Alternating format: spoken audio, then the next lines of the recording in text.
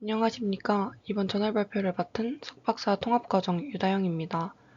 저는 오늘 스마트 기기에 내장된 IMU 센서를 활용한 지속 인증 연구 두 편을 준비했습니다.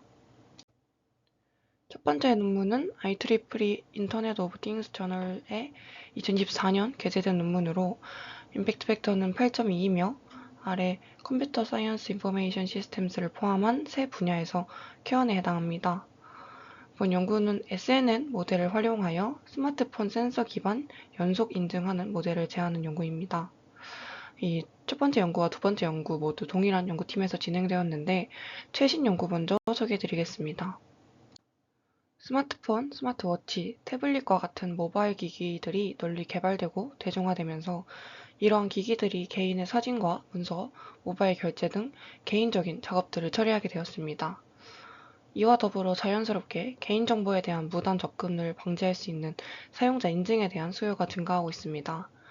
이에 지문, 얼굴, 홍채 등과 같은 생리적 생체 인식 기반들이 제한되고 있지만 가짜 사진 등으로 인증하는 등 이런 해킹 방법에 취약하고 일회성 인증이기에 주기적으로 재인증을 할 경우 사용자에게 불편함을 초래한다는 단점이 있습니다.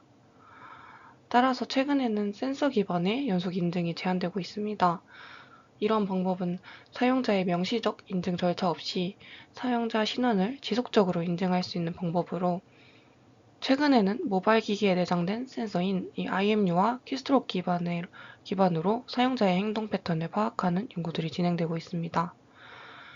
또한 연속 인증의 성능을 향상시키기 위해 머신러닝과 딥러닝 알고리즘들이 사용되고 있습니다.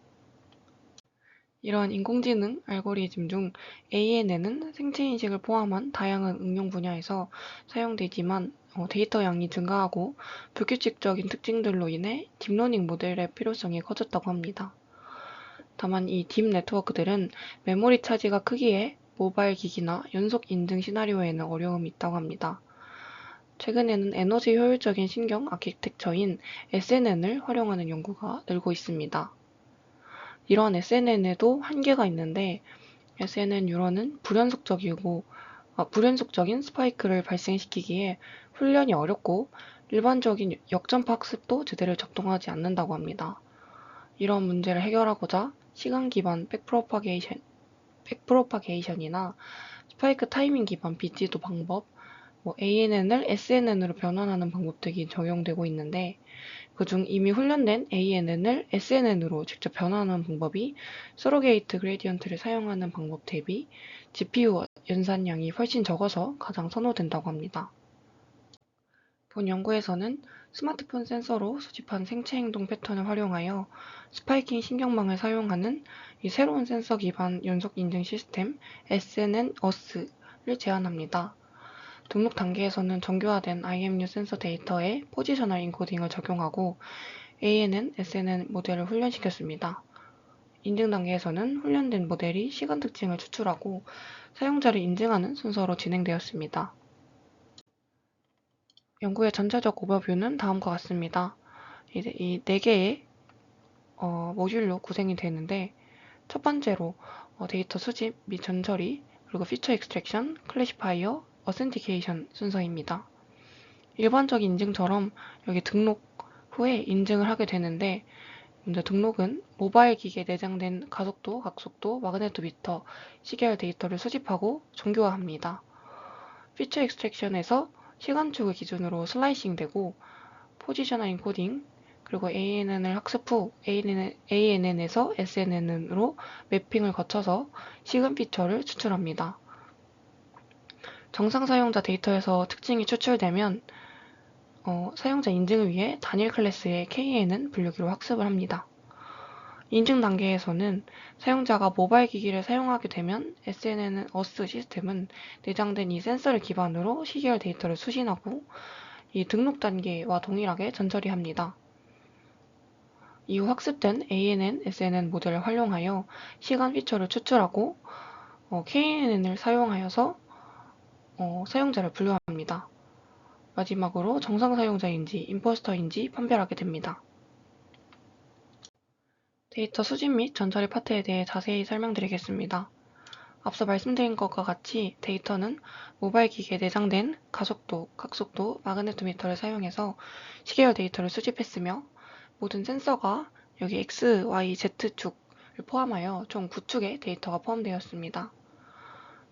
데이터는 가속도, 각속도, 마그네토미터 각각 좌측의 식과 같이 나타낼 수 있는데 각 행을 축으로 나타내고 여기 n, 각 행은 이 축으로 나타내고 이 n은 일정 기간 t 동안 샘플링 주파수 f로 측정한 샘플 개수 n을 나타냅니다.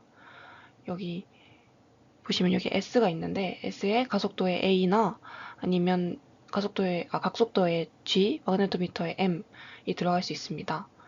그래서 각각 이 DA, DG, DM으로 나타내어질 수 있고 3개의 센서의 모든 데이터는 단일 행렬 D로 나타내어질 수 있습니다.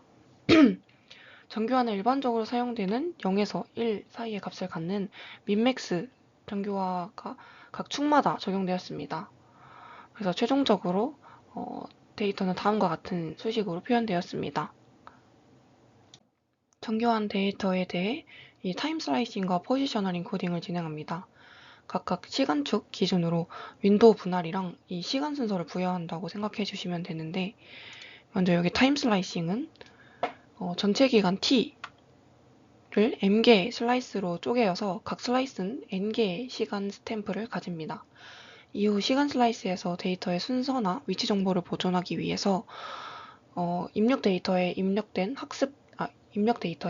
이 학습된 사인파 신호를 추가하여서 위치 및 이 순서를 제공하는 포지셔널 인코딩을 적용합니다. ANN 구조는 다음과 같이 5개의 블록으로 구성되어 있는데 커널 크기 3x3인 컨볼루션 레이어와 커널 크기가 2인 에버리지 플링으로 구성되어 있고 이게 2번 연속이 되고 마지막으로 커널 크기가 1인 플리 커넥티드 레이어로 구성되어 있습니다. 이 ANN이 SNN으로 변환되기 전에 이러한 컴포넌트는 계산을 단순화하기 위해서 리니어 스케일링을 통해서 컨볼루션 오퍼레이션 웨이트에 통합되고 이후 웨이트를 정교화하여서 최대 액티베이션 값이 1로 스케일링 되도록 하게 됩니다. 이 1로 스케일링 되는 이유는 추후 이 SNN에서 스파이크 발생률이 보통 0에서 1로 정보를 표현하기 때문에 최대값이 1을 넘지 않게 하는 것입니다. 특징 추출은 3단계로 구성되어 있는데 먼저 정교화된 데이터로 ANN을 트레이닝하여 데이터 패턴을 학습하고 성능을 최적화합니다. 이때 역전파 같은 기법을 사용하여 웨이트와 바이어스를 조정하게 됩니다. 이후 훈련된 ANN을 SNN으로 변환합니다. 이때 ANN의 웨이트와 액티베이션을 적절한 스파이크 뉴런 모델과 시냅스 연결로 변환하게 됩니다. 변환 후 마지막 ANN, SNN에 의해 피처를 추출하게 되는데 이 피처 추출은 네트워크에서 생성된 시간적 정보를 포착하여 마지막으로 분류에 사용되게 됩니다.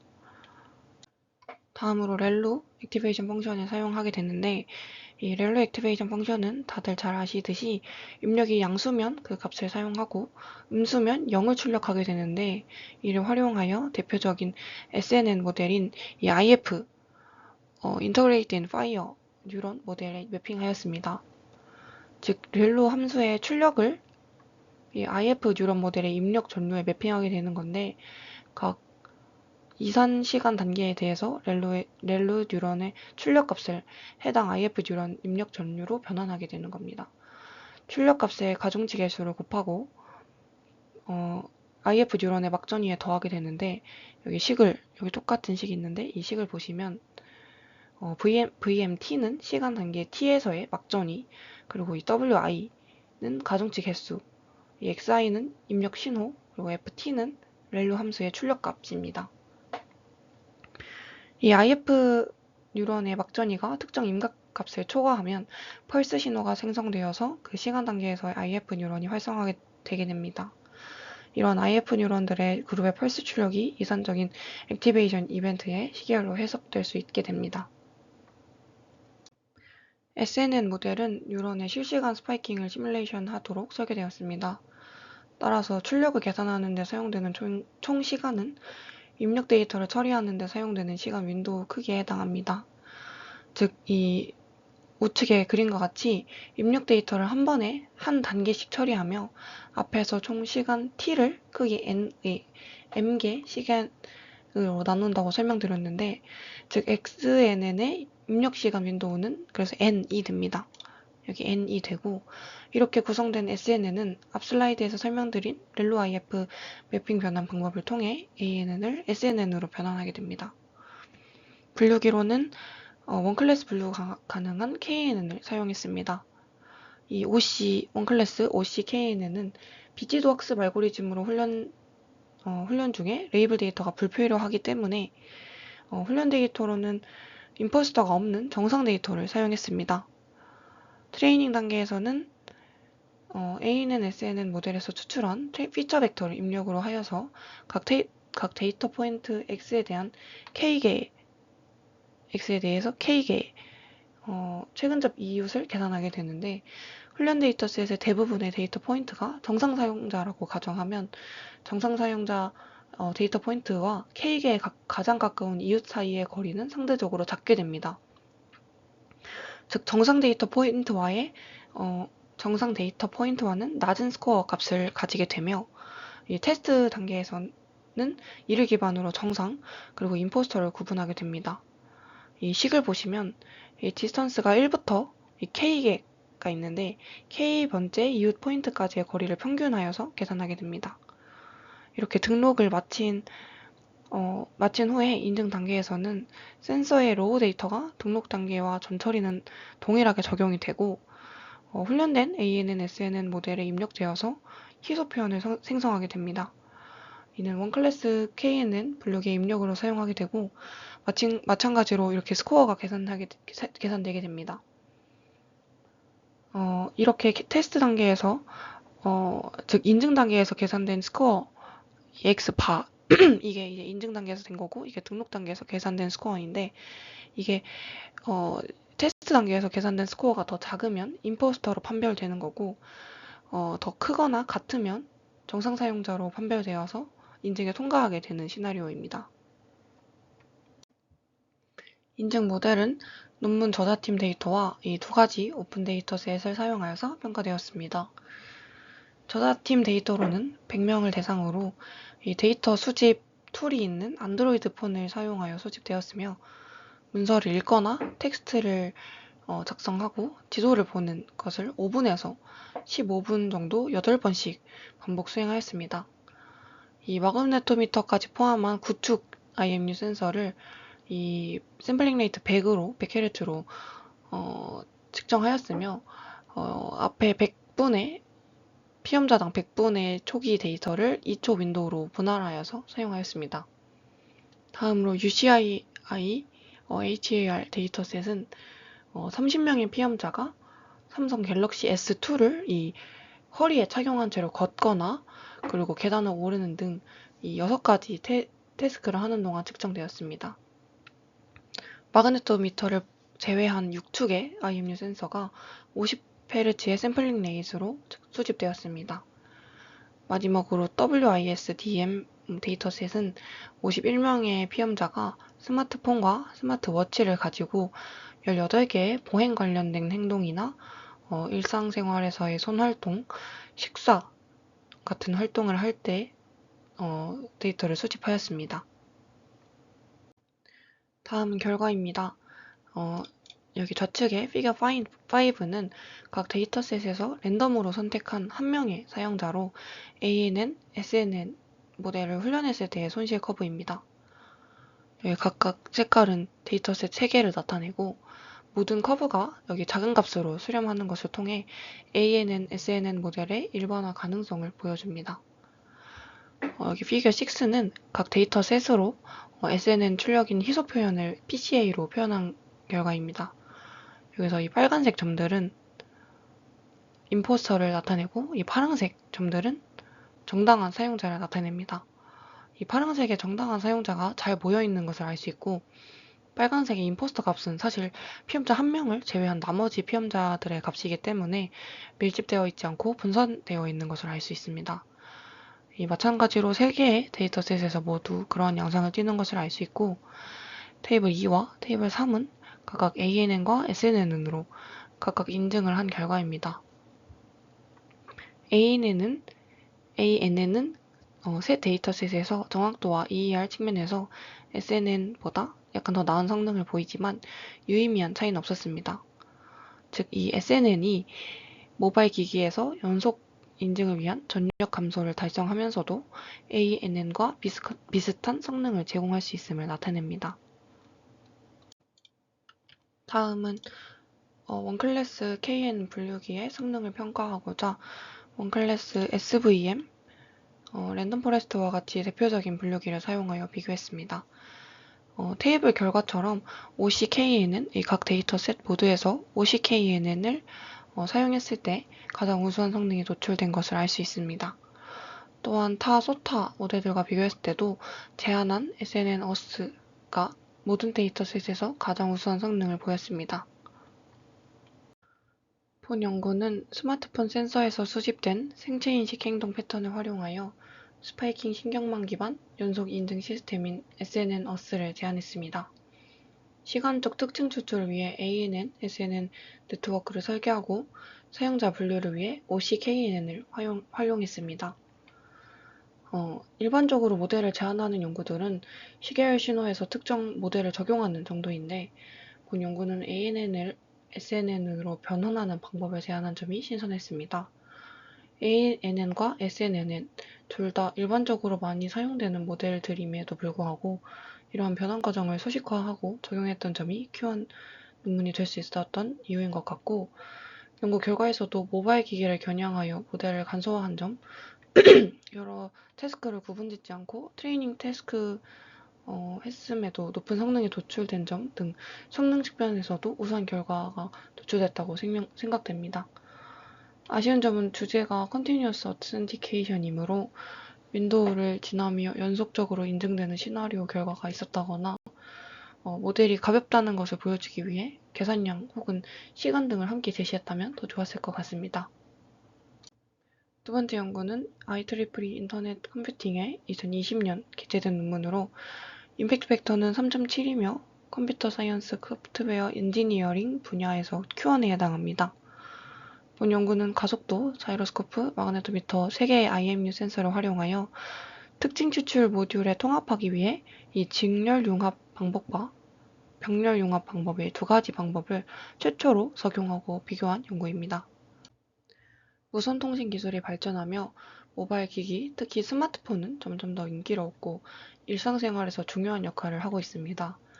예를 들어 스마트폰으로 결제하고 사진을 찍고 중요한 개인정보를 수집하게 됩니다. 이러한 스마트폰의 인기와 중요성으로 인해 이들의 보안과 개인정보 보호는 점점 더 중요해지고 있습니다. 스마트폰 잠금 해제를 위해 일반적으로 패스워드, 핀번호와 같은 일회성 인증이 사용되는데, 이러한 방법들은 비디오를 캡처하거나 스푸핑 등 해킹 방법에 취약하고 초기 로그인 시에만 작동하기에 제한적인 보안을 제공합니다. 이에 연속 인증은 생체 인식을 통해 사용자를 지속적으로 식별하여 이런 보안 문제를 해결하는 방법 중 하나로 연구되고 있습니다. 단일 모달리티 기반 인증은 노이즈, 생체 인식 특성 등 상당한 제약을 받으며 성능이 안 좋기에 여러 생체 인식 소스를 결합하는 다중 생체 인식 시스템이 주로 사용되고 있습니다. 이때 이 피처 퓨전은 서로 다른 센서들로부터 특징들을 결합하여 통합된 피처 벡터를 생성하게 되는데, 이는 주로 생리적 생체인식에서 사용되며 행동적 생체인식에서는 거의 사용되지 않습니다. 따라서 본 연구에서는 사용자의 행동 패턴을 포착하기 위해 스마트폰의 가속도계, 자이로스코프, 마그네토미터를 활용하는 피처 퓨전 기반 연속 인증 시스템인 퓨전 어스를 제안합니다. 첫 번째 연구와 같이 등록 인증 순서이며 각 단계별 자세한 설명은 뒤에서 드리도록 하겠습니다. 다음은 본 연구에서 제안한 퓨전 어스의 오버뷰입니다. 데이터 수집, 피처 익스트랙션, 클래시피케이션, 어센티케이션으로 간단한 순서이며 이 피처 퓨전 단계가 본 연구에서 중요하게 다루는 파트입니다. 데이터로는 첫 번째 연구와 동일하게 모바일 기기의 이 IMU, 구축 데이터가 모두 사용되었습니다. 가속도계는 사용자의 큰 동작 패턴을 기록하고 자이로스코프는 세밀한 동작을 포착할 수 있습니다. 마그네토미터는 사용자 주변 지자기장을 측정할 수 있습니다. 데이터 수집은 사용자가 스마트폰을 사용 중일 때와 화면이 켜져 있을 때 기록됩니다. 다음으로 피처 익스트랙션 모듈은 피처 디자인, 퓨전, 셀렉션 순서로 진행됩니다. 먼저 피처 디자인은 일반적으로 저희가 아는 피처 익스트랙션입니다. 통계적 특징과 주파수 특징으로 나누어서 익스트랙션을 진행했는데, 통계적 특징인 일반적으로 사용되는 평균, 중앙값, 최대값 등을 포함하고 25%, 50%, 75%의 사분위수, 첨도, 외도를 포함하게 됩니다. 주파수 특징은 센서 데이터에 FFT를 적용하여 생성되는 동작 패턴의 주파수, 도메인 정보입니다. 에너지, 엔트로피, HP1, FHP2, 그리고 HP2가 사용되었습니다. 여기서 HP는 하이스트 피크로 각 시간 윈도우에서 첫 번째 최고 피크의 진폭, 그리고 두 번째 피크의 진폭을 나타내며, FHP는 두 번째로 강한 주파수 성분이 어느 주파수에서 발생하는지를 측정한 값이라고 합니다. 별도로 이 관련해서 레퍼런스가 없는 것을 보면 본 연구에서 처음 제안한 피처 같습니다. 그리고 이 왜 FHP1은 사용되지 않았는지, 왜 2가 사용됐는지에 대한 언급은 따로 없었습니다. 정리하면 각 센서의 각 축에 대해서 16개의 피처가 생성되었으므로 3개의 센서 바이 3개의 축 곱하기 16개의 피처로 총 144개의 피처로 구성됩니다. 피처 퓨전 단계에서는 말 그대로 동일하거나 다른 입력 데이터로부터 여러 피처를 퓨전하는 것으로 직렬 퓨전과 그리고 병렬 퓨전을 방법으로 나누어 진행했습니다. 설명드리기 위해서 수식들을 간단하게 소개해드리면, 이 가속도의 A, 자이로스코프의 G, 그리고 마그네토미터의 M, E, 샘플 공간 이 오메가에서 각각 피처를 나타내는 3개의 피처 스페이스라고 가정을 하고, 이때 오메가 스페이스에 있는 임의의 샘플 여기 크 사이에 대해 해당하는 3개의 피처 벡터가 알파, 감마, 뮤입니다. 이때 직렬 퓨전은 아래와 같은 식으로 나타낼 수 있습니다. 각 센서당 48개의 차원의 피처가 있고, 이를 직렬 연결해서 단순히 직렬 연결해서 144개의 피처가 있으므로 144차원이 됩니다. 병렬 퓨전은 알파, 감마, 뮤를 복소수 벡터로 정의하며, 여기서 여기 i는 허수 단위입니다. 즉 이때는 피처 벡터가 알파, 감마, 뮤의 차원이 동일하므로 48차원이 되게 됩니다. 다음으로 셀렉션 단계에서는 퓨전한 직렬 피처나 병렬 피처로부터 각 사용자에 대해 최대 상호 정보를 가진 피처를 선택하고자 CMIM 방법을 사용하였습니다. 여기 CMIM은 Conditional Mutual Information Maximization 방법으로 조건부 상호 정보 최대화 방법입니다. 개선된 피처 집합들 간의 상호 정보를 기반으로 최적의 피처 सब셋을 생성하기 위해 최대 상호 정보를 가진 피처를 하나씩 선택하는 방법입니다. 즉, 이 CMIM 방법을 사용하여서 144개의 피처 중 각 사용자에 대해 최대 상호 정보를 가진 상위 5개의 피처를 선택하였습니다. 분류기로는 원클래스 서포트 벡터 도메인 디스크립션, 이 SVDD가 사용되었습니다. SVDD는 SVM과 동시대에 만들어진 알고리즘으로 사진과 같이 하이퍼 스피어를 찾는 것이 목표입니다. 즉, 이 스피어의 중심점인 A와 반지름인 R을 찾아서 정상 데이터를 스피어 안에 넣어서 분류하는 것으로 스피어 밖의 데이터에 대해서는 페널티를 주게 됩니다.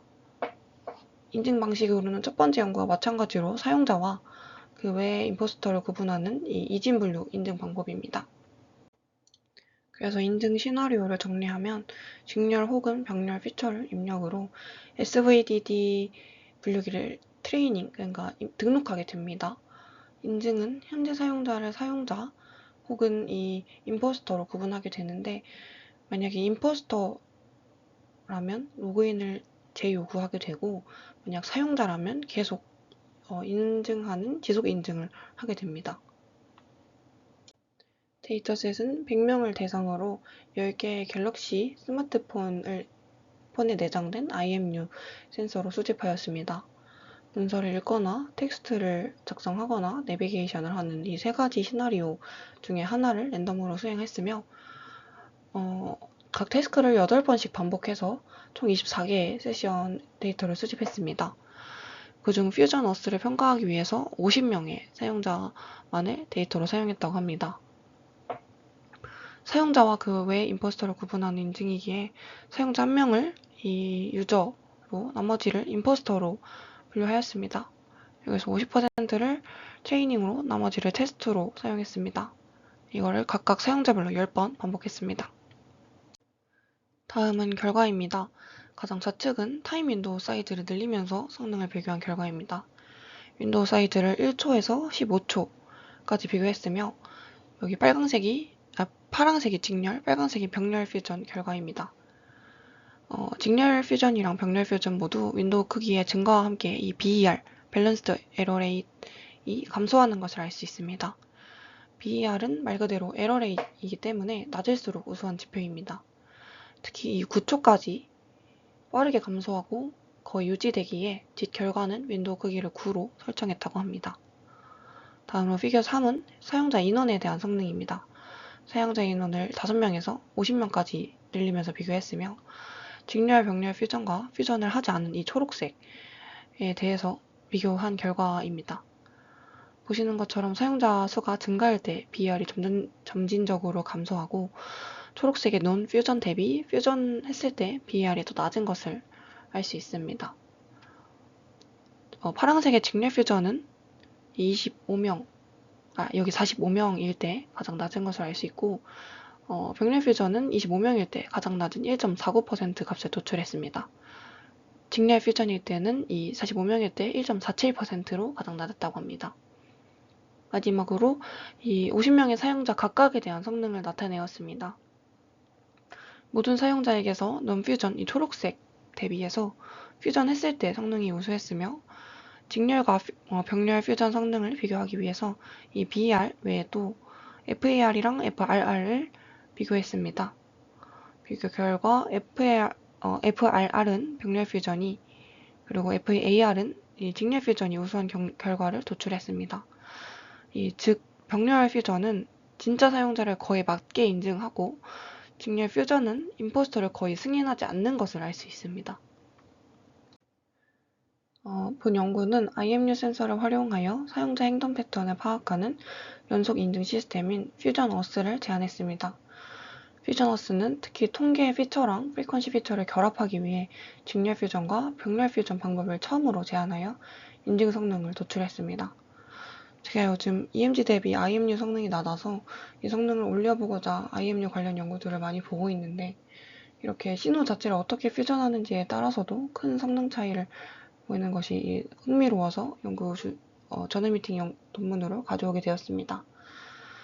두 연구들처럼 노멀라이즈, 퓨전 방법들을 적절히 사용해 볼 필요가 있을 것 같습니다. 지금까지 긴 발표 들어주셔서 감사합니다.